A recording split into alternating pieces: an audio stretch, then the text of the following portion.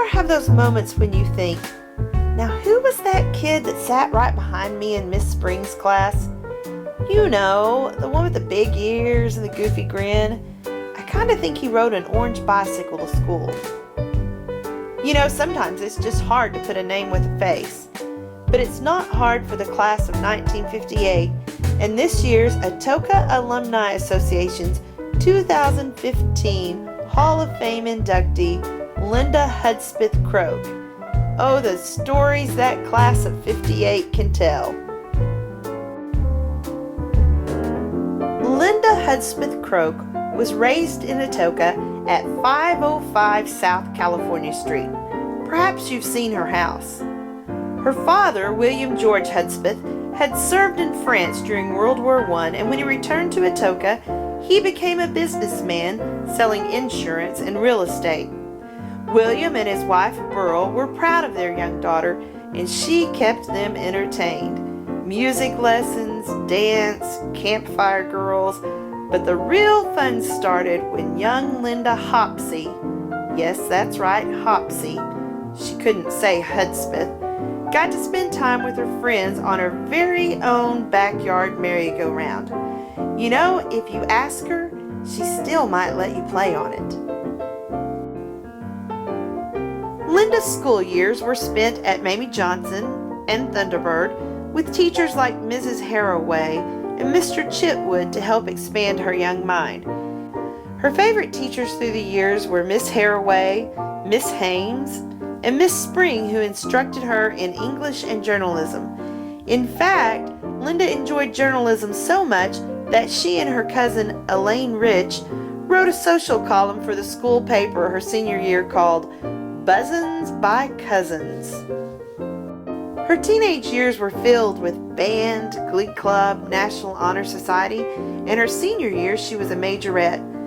She also enjoyed Teen Town, which was a regular happening place on Friday nights in Atoka where young people would hang out to dance and play games. One of Croak's most special senior memories was being selected as football queen by the football players during homecoming. Co-captains of the football team, Bob Sorrell and LaFrey Stackhouse, provided the usual flowers and innocent kisses. Then, much to the chagrin of her mother, they crowned Linda at her request with a football helmet. Linda's education was not just confined to the classroom. She began piano lessons at the age of 6, and by the time she reached her junior year, she was the accompanist for the junior high choir, played for the Christian church, and even learned to play the organ so she could volunteer at the United Methodist Church. She also learned to play the clarinet and was in band from 5th grade through high school and even into her first year of college. Later, she learned to play the accordion just because her mother liked the Lawrence Welk show. Hey, here's a little tip for you. She still has an accordion and has been known to play for her friends and family as a special surprise. Just saying. As Lawrence Welk would say, a 1 and a 2 and a...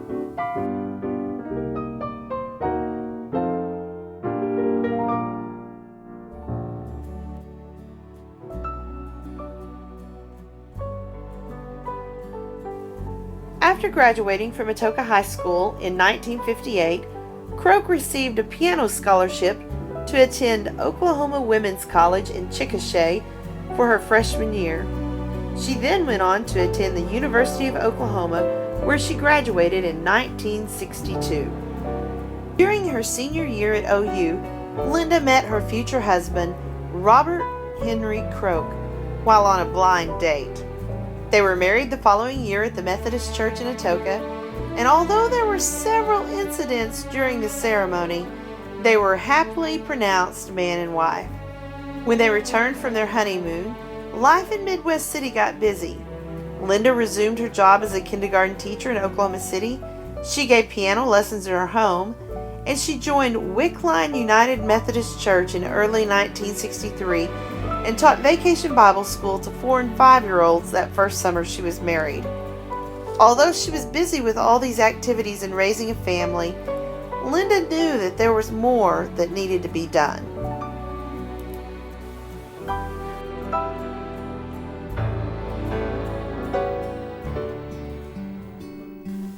That's when her small town heritage became reality. Linda had watched her mother, Burl, be very active in school and civic organizations. Linda's mother thoroughly enjoyed the time she spent with these groups, and Linda knew she wanted to follow in her mother's footsteps. With two of her friends, Linda started the Midwest City Junior Service League, an organization of women who are committed to working together to improve their communities. She served on the Middale YMCA board for many years and helped with the Strong Kids campaign, which provides scholarships to underprivileged children to both the YMCA and the YMCA Summer Camping Program. As a result of her work with the YMCA, Croak was named the Greater Oklahoma City YMCA Outstanding Volunteer of the Year. Linda is also the chair for Studio Middale, a nonprofit organization that gives neighborhood children the opportunity to learn the arts at no cost to them or their families. She is also a supporter of Rose State University and its students. She's involved in the Cimarron Circuit Opera Company, which brings fine arts to the public schools. Croak is also a strong leader at Wickline United Methodist Church. She served on the church's Believe campaign to build a new facility and has helped make a vision become reality. To those who know her, Linda is a proud Wampus cat. At least that's what her church family knows. And she wants to share what she learned during her Atoka days with the community in which she now lives. Perhaps Linda's proudest accomplishment is her family. She and Robert have been married for 52 years, and they have 3 children, William, John, and Shelley. And of course there are the grandkids, Lindsay, Kyle, Julie, Hudson, Cece, and Addie Mae.